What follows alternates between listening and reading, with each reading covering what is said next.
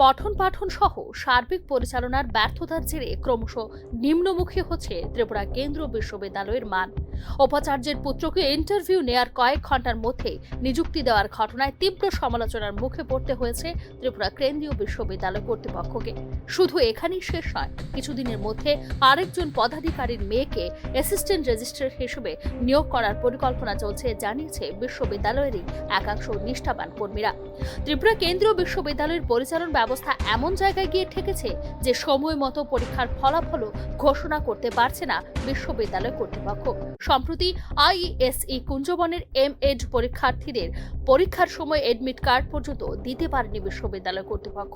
শেষ পর্যন্ত admit card ছাড়াই পরীক্ষায় বসতে হয়েছে পরীক্ষার্থীদের।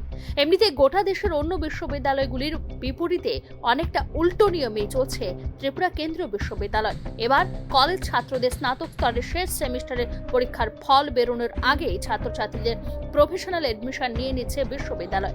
ছাত্রছাত্রীদের কাছ থেকে স্নাতকে অকৃতকার্য হলে তাদের ভর্তি বাতিল হয়ে যাবে বলে মুচলেখা নিয়ে ছাত্রছাত্রীদের টাকা নিয়ে ভর্তি করিয়ে নিচ্ছে ত্রিপুরা কেন্দ্রীয় বিশ্ববিদ্যালয়। স্নাতক পর্যায়ের সর্বশেষ সেমিস্টারের পরীক্ষায় কিছু বিষয়ে অকৃতকার্য হওয়া ছেলে মেয়েদের নিয়ম মেনে পুনরায় পরীক্ষা নিয়েছে বিশ্ববিদ্যালয়।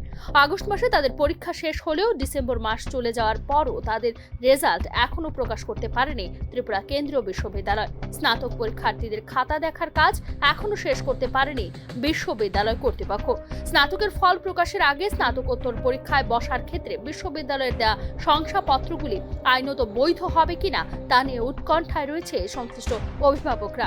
সম্প্রতি স্নাতকোত্তর প্রথম সেমিস্টারের পরীক্ষা গ্রহণ করেছে বিশ্ববিদ্যালয়। প্রথম সেমিস্টারের পরীক্ষায় বসা ছাত্রছাত্রীদের জন্য এখনো পর্যন্ত ফলাফল প্রকাশ করতে পারেনি বিশ্ববিদ্যালয় কর্তৃপক্ষ। সার্বিক পরিস্থিতিতে ত্রিপুরা কেন্দ্রীয় বিশ্ববিদ্যালয়ের পরিচালন ব্যবস্থার উপর বারবারই উঠছে অভিযোগের আঙুল। Bureau report, news now.